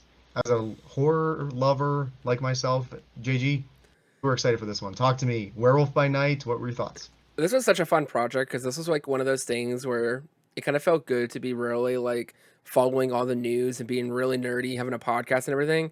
Because I felt like since before this thing came out, I feel like I've known this for like 18 months that this thing was coming out, but like Marvel never announced it until or until D23. And so for like 18 months, I kept telling people like, oh, we're getting a Halloween special, we're getting Werewolf by Night, but they're like, what are you talking about? It's never been announced. Or like, there's no way. Like, what's Werewolf by Night? And like, it's coming. Just trust me. Like, we talked about it so many times on the podcast. We included it on the Marvelcasties ballot for last year. Like, it was one of those projects where like I knew this thing was coming out, and I did not care what anyone else was gonna tell me. And my gosh, that thing came out, and it is probably up there for probably one of the most beloved things that came out this year. I think it surprised many people, especially people who aren't into horror per se, and gave it a shot because of the fact that it is an MCU project. This just short special is what it is. It's a special, and I love that they can kind of even more than we've given a lot of credit to the TV shows for taking risks because they don't have to worry about losing the money on the big screen. I think this even more so because it's 50 minutes. Okay, this 50 minutes it didn't work out. Like, yeah, that sucks. Like, man, we wish we would have the fan support, but you can make that risk. And my goodness, we got a black and white special. It was kind of graphic and it was scary and it was just super 30s and vibes. It was someone who's never directed something before. And now it was just announced the other day that he's going to be having his first feature film. Like, this was one of my favorite things of the year.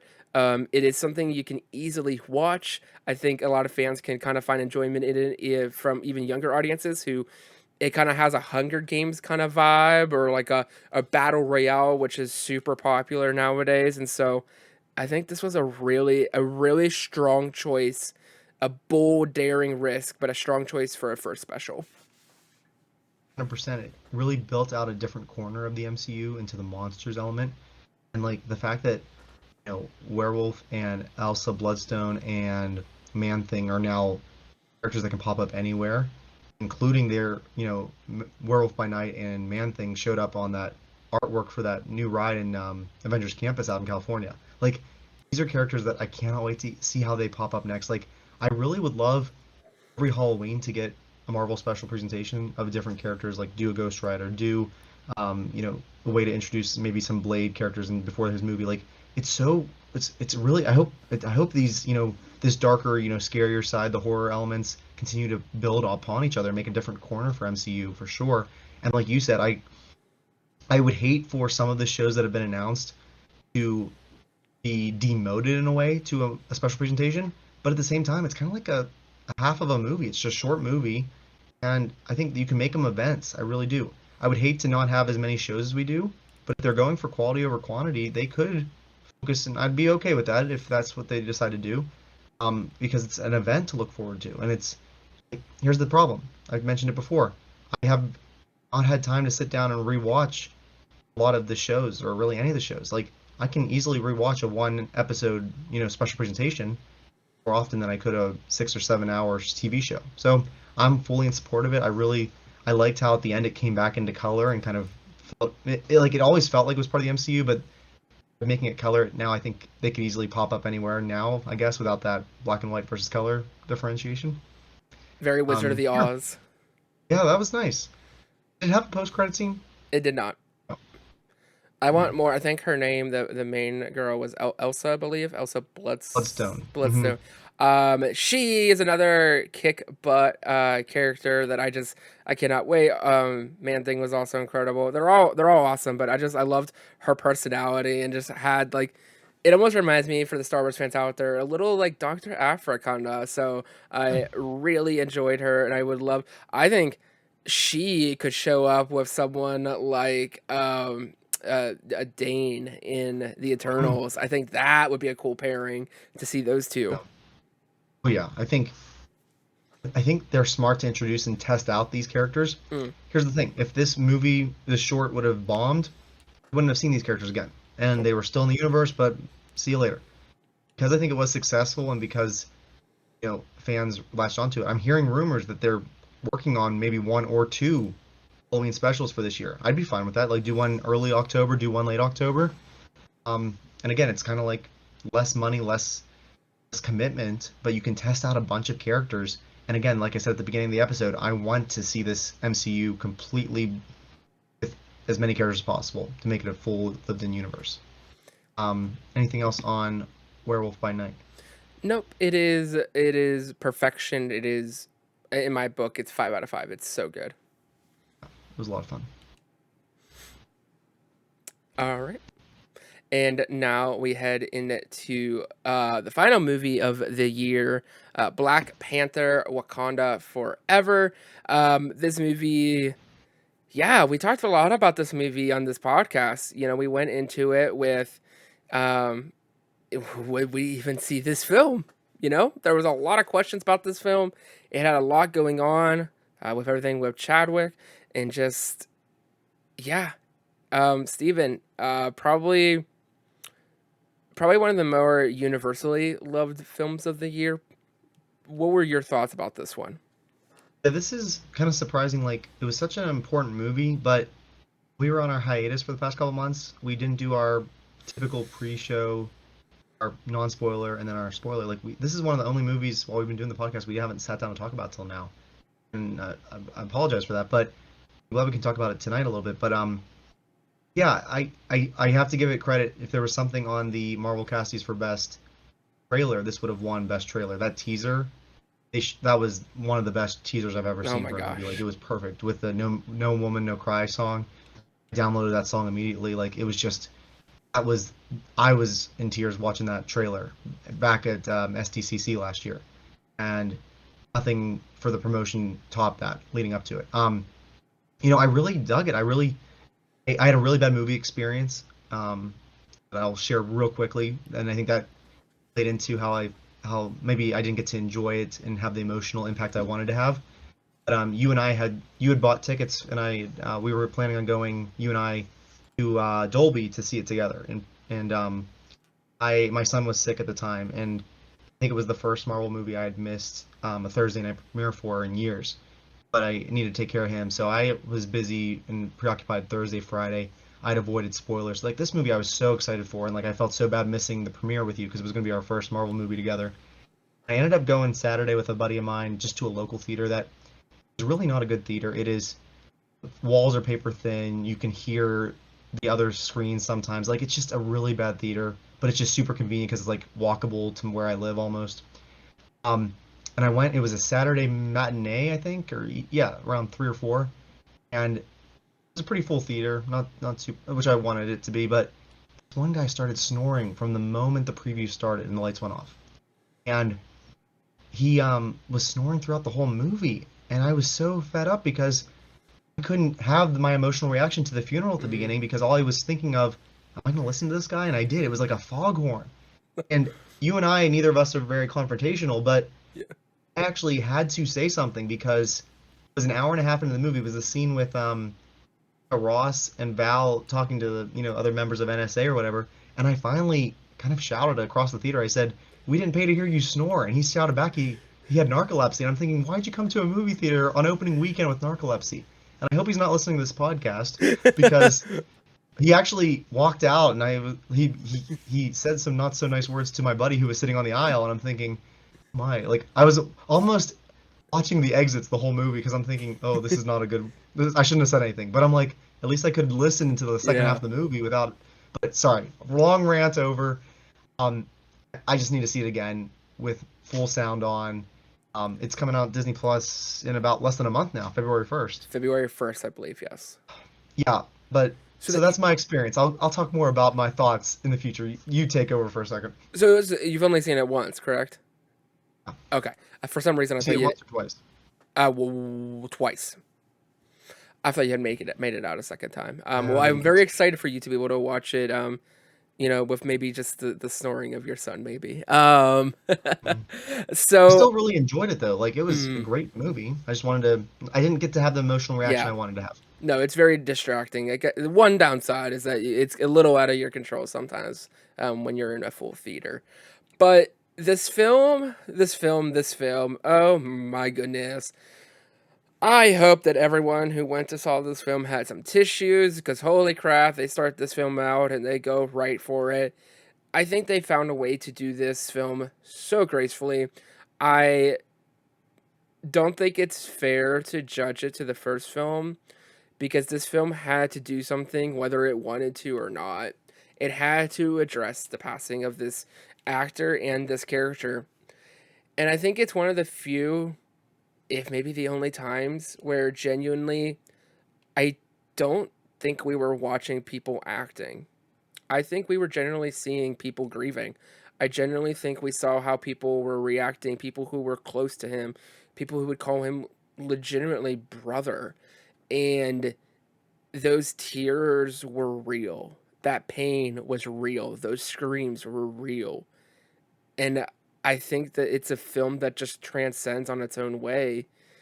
And I can see how that can be kind of off putting for some people because you're making a film off of someone's death and all of that stuff that goes along with it. But I think from a storytelling perspective, from an acting and directing perspective, I think they handled it with so much poise and grace. Um, I think it's a pivotal film to end this phase. It's a pivotal film to set up what's to come in this saga, in its future sagas. Like you said, it's our third mutant, with probably more out there that we just don't realize are mutants. It's also revealing probably one of the most um, authentic and most exciting post-credit scenes that we've seen. with the reveal. It's so weird for me to say it. Like, I almost feel like I'm spoiling people, but the reveal of T'Challa's son, T'Challa. Um, this film is just beautiful in so many ways, and there's obviously things that you can critique about it, like any film, but it almost feels wrong too in some way because of just this film was held back and had to do a specific mission, and I think they nailed it. They really, going into it, we were questioning how were they going to handle it, and like they handled it so respectfully. I think part of me wanted to see, going into the movie originally, I wanted to see the CGI Chadwick in the afterlife, or wherever, what's it called? The ancestral plane. Yeah, I wanted to see him in there. And then when we got Killmonger instead, left the movie, I'm like, I'm actually glad they didn't. Yeah. Because I think not seeing him besides a couple of images, like of course at the fanfare, it was completely silent, except for my snoring. And then at the end when they showed a couple images, including one from a deleted scene, which was like a brand new look at him. Yeah. That was so well done too, like better than what I would have wanted originally, because I realized, you don't do, like, you needed, first of all, you need to do Carrie Fisher CGI to give her a proper send off. You can't just kill her off screen. But you didn't need that, and I think it might have been a touch disrespectful in the long run with Chadwick because it was so well done the way they handled it. I loved meeting Riri. I loved meeting Ironheart. Yes.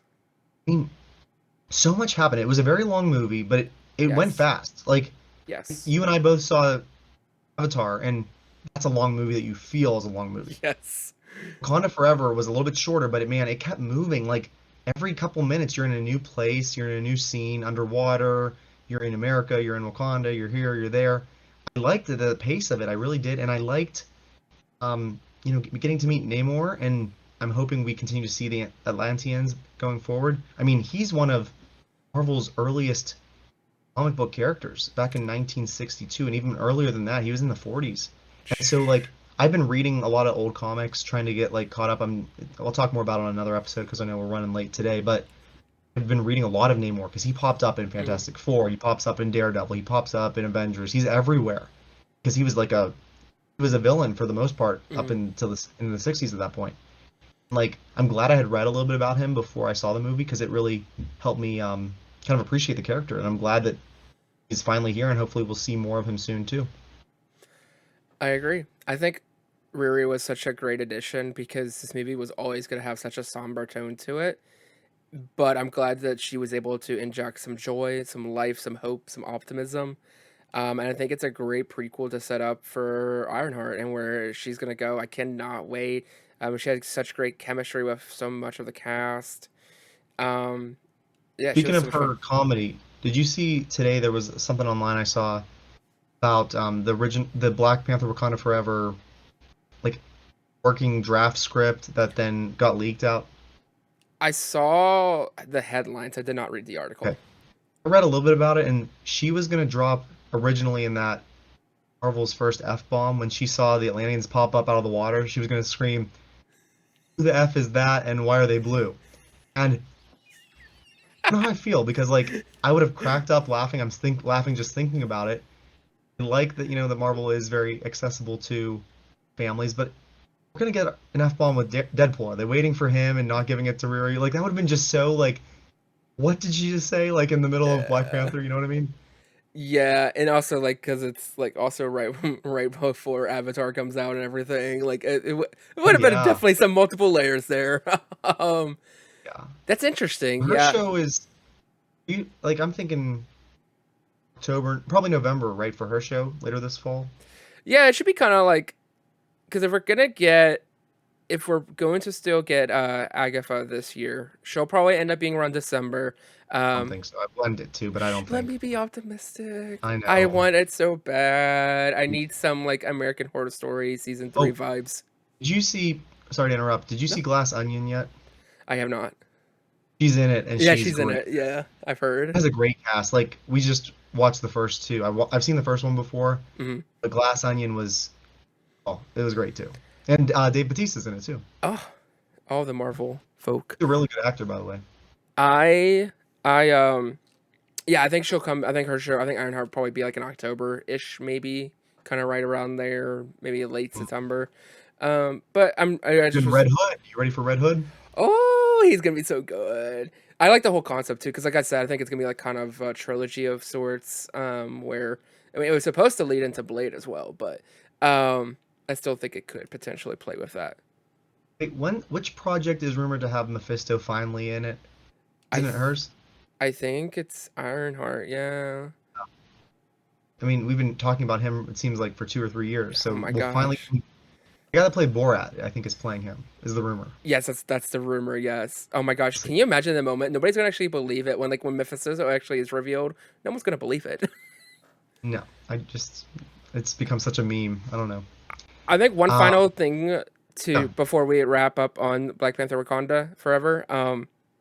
I think it was also very shocking that they also killed the queen.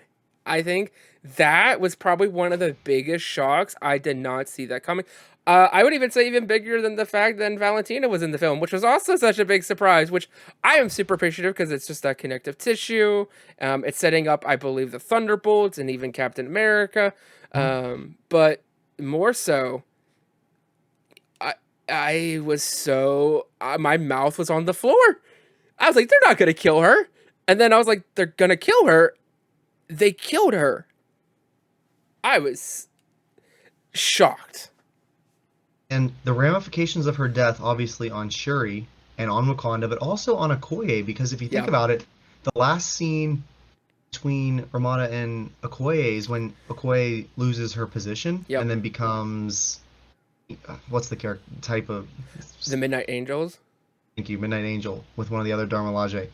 Like Okoye, we've known as the same type of character since like Black Panther and throughout the Avenger movies.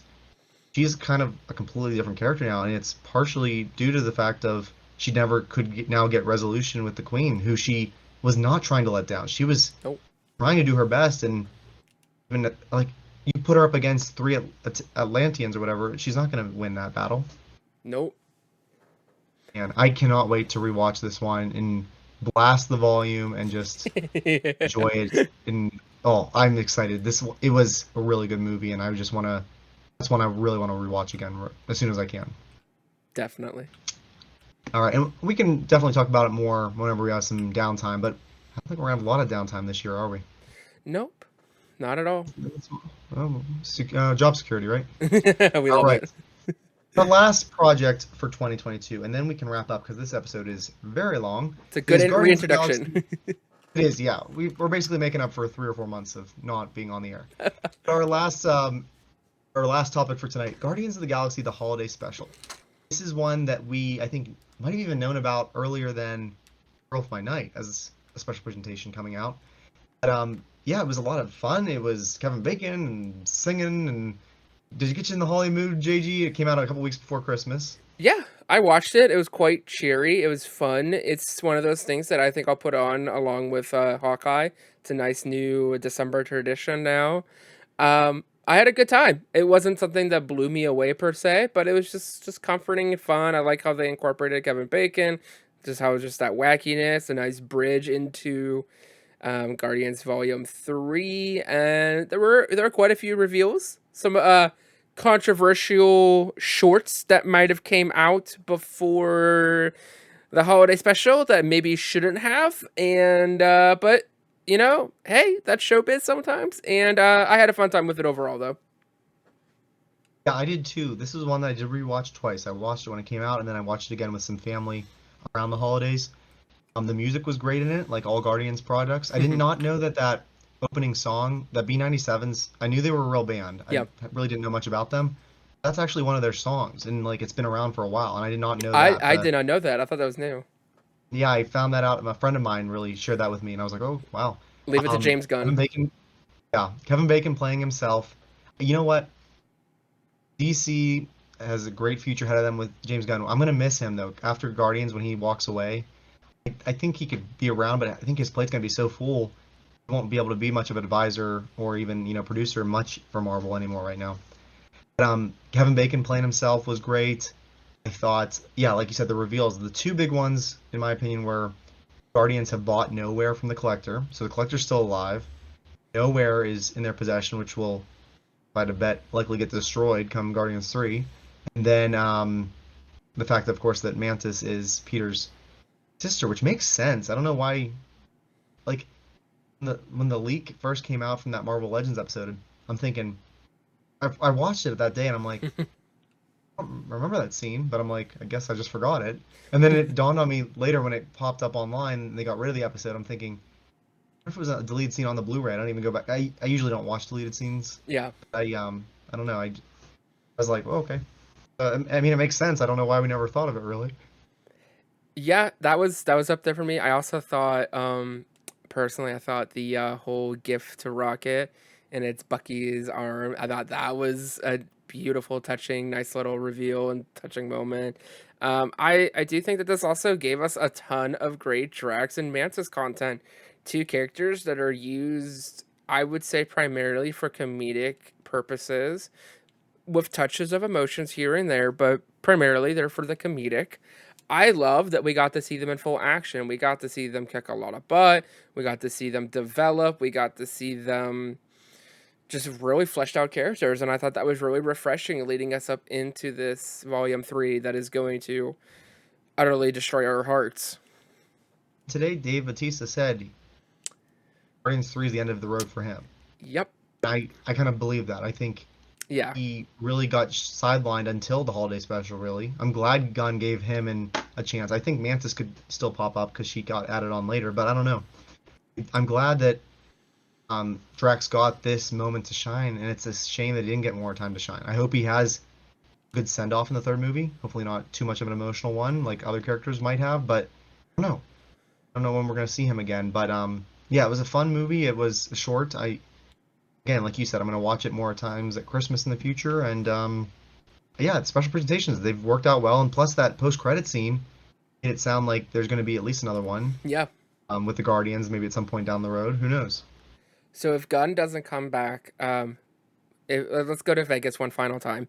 If Gunn is too busy, he's revealed the next 3 years, phase 1 of the DC verse, video games, books, and all that good jazz.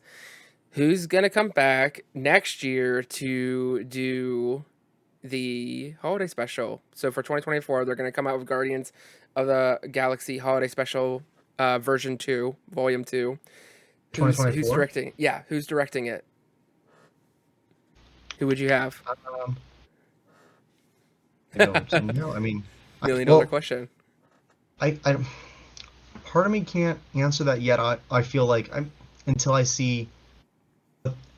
I'm wondering if Guardians 3 feels like a complete closure, or if it feels more like the end of Age of Ultron when all those new Avengers showed up at the compound. Like, part of me wants to wait and see, like, if they are teasing the next Guardians team continue, or if they have a whole new team that's by a different name. So, come back to me on that one. I don't even know. Can't think of a director that has Gunn style. Like, I almost feel like whatever iteration the Guardians, like I think Groot's safe. I could be wrong, because you can do more with CGI Groot. Mm-hmm. I think Mantis could be safe. I don't know. Like, I think Gamora, Peter, Drax, and Rocket are gonna be done. I do. I do too. Rocket could be a red herring, like in the trailer. Maybe Rocket and Groot, but I don't. Rocket's had a good character development too. I think Groot and Cosmo and Mantis might be the only ones that continue on, and Adam Warlock. Yes, I do agree. It's gonna be hard to see. I also, I honestly, I threw a curveball. I think Gunn will come back to do the holiday special. If these holiday specials are short, you could do them, take a break from DC for a month or two, and have other people helping him out. He could do that. The only other person, I guess, could be Taika, but I think Taika's done with Marvel for the time being. Yeah, I think enough. I think Thor 4, whether you love that film or not, I think there is enough negative response that it kind of made him maybe reevaluate things and maybe want to try different things right now. So, yeah, I think I'm curious what it'll look like whenever what James Gunn's schedule is going to look like. I'm really curious. You alluded to it about 2 or 3 minutes ago about how the DC universe is going to tie in video games, comic books, in a way that the MCU does not have any canon video games, and Nope. it does have some canon comic books, but they're so minimal compared to the non-MCU canon comic books. But I'm curious. I like this strategy. I know we're talking Marvel and DC here, but I'm curious if this new strategy of guns is a little bit different as a way to compete, and I'm curious what it's going to look like. I hope we start getting some ideas.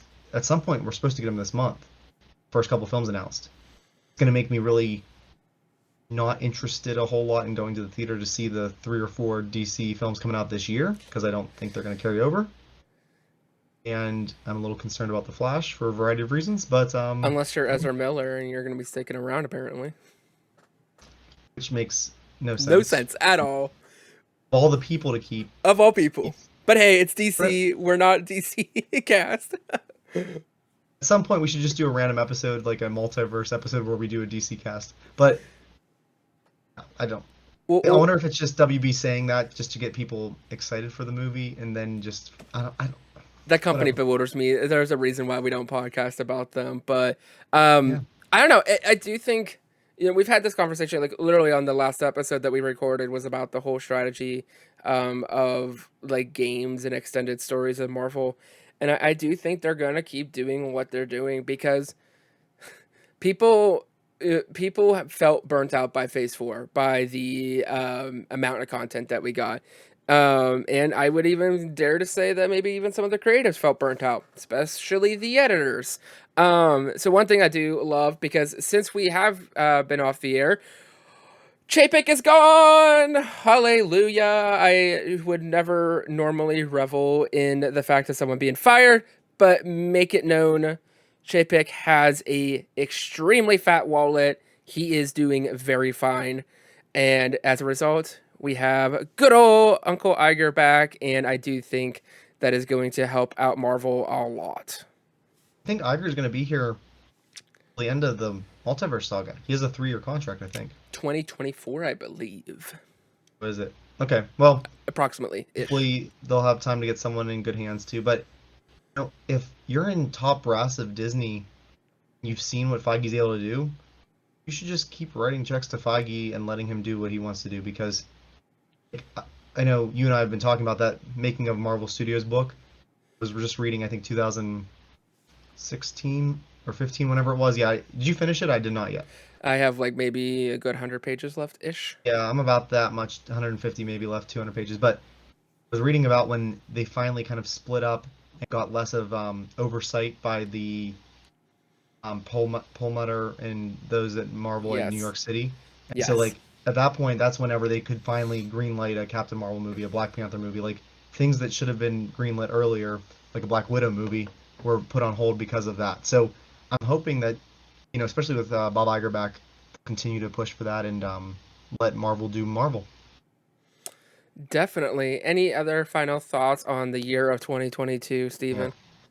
This was a much needed recap of all that, and it's going to help me, I think, when I go to vote tomorrow, because it reminded me about a lot of things that I loved, and I'm going to have a hard time making a few decisions tomorrow. So it's been great. I know you and I talk a lot off air, but I'm hopeful that our audience is excited to get back into the swing of things on a weekly basis with us, and hopefully we can kind of keep that that schedule as often as we can here. Definitely, it is very exciting. Looking back at this year, it's so refreshing just seeing all the stories, all the great content that we got. Generally, it's looking like we're probably going to slow down a little bit, which I think is just healthy for everyone involved. The editors, the creators, even us fans. Maybe whether we realize it or not, maybe it is too much. And so I am excited just to see kind of where we go. And where this podcast goes. It's going to be so exciting to see continue to evolve into video, and who knows what else. There's lots of great games coming out this year, Spider-Man. But we actually will be talking about this current year in next week's episode, so stay tuned. Keep an eye out for that. That does wrap up this very long reintroduction episode of Marvelcast, episode 40. We hoped you enjoyed it, diving into the world of the multiverse with us of Marvel.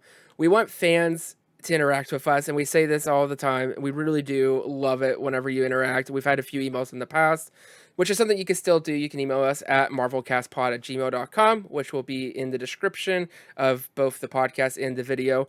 Additionally, if you're watching on YouTube, you can also just leave a comment and we can go ahead and pull it from there, whether you have something that you just absolutely love about 2022, whether it's a question you want to answer or want us to give our thoughts on it, a theory, speculation, whatever that might be. We want to be able to just interact and make you a part of the show, make you basically the third host. We are very excited with that. Please subscribe to 1138 Productions, where our podcast feed is, if you haven't already, and leave a review wherever you listen to podcasts. It does make a big difference. For myself and Steve, have a marvelous week, and remember, I could do this all day.